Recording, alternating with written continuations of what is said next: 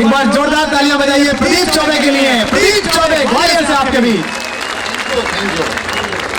तो मुझको छेड़ने वाले कुमार विश्वास और मैं दोनों लखनऊ स्टेशन पे खड़े थे, गाड़ी का इंतजार कर रहे थे, गाड़ी लेट थी। सोचा वजन लेता हूँ, वजन लेने मशीन पे चढ़ा तो मशीन भी मुस्कुराने लगी। हम वजन तौलने की मशीन पर चढ़े, टिकट देखा तो आसमान से नीचे गिर पड़े।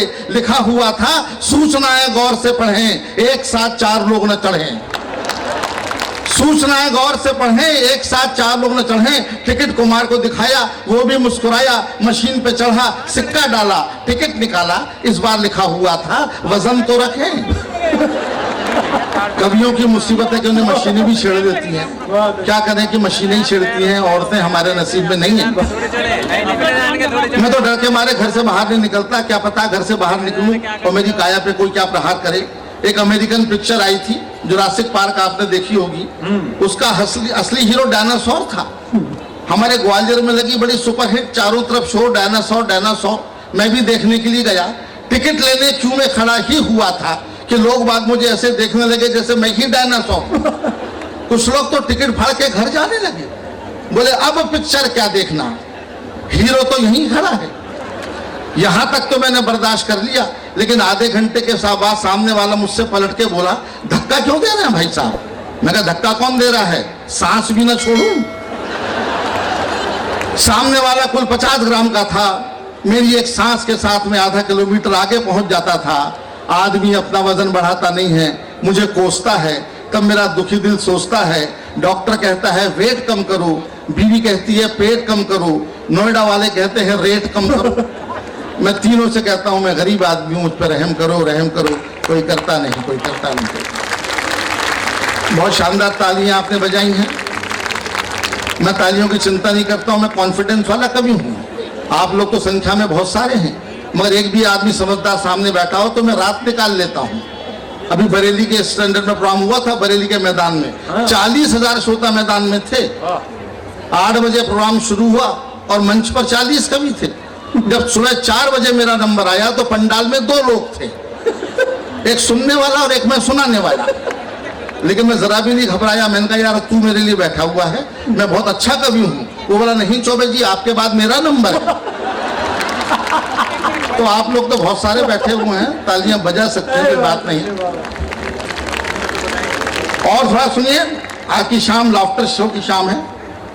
मेरी बड़ी प्रॉब्लम है, मैं बड़ा गंभीर आदमी हूं, लेकिन मैं क्या करूं कि हंसाने का काम करते करते मेरी इमेज एक हास्य कवि की हो गई है, तो कोई मेरी बात को समझना नहीं चाहता।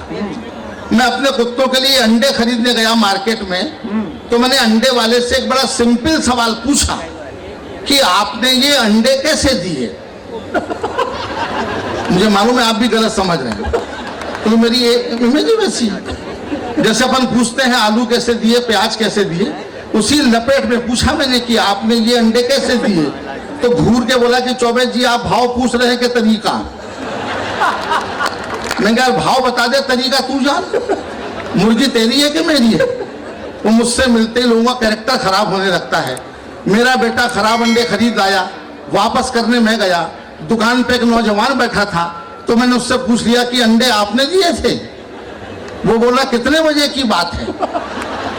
मैंने कहा अंडे भी घड़ी देख के देता है क्या। बोला नहीं, बोले कितने बजे की बात है। मैंने कहा 12 बजे की होगी। वो बोला उस समय मेरे पिताजी ने दिए होंगे। 12 बजे वही देते हैं। और मैंने कहा आप, बोले मैं तो 8 बजे लेके चला जाता हूँ।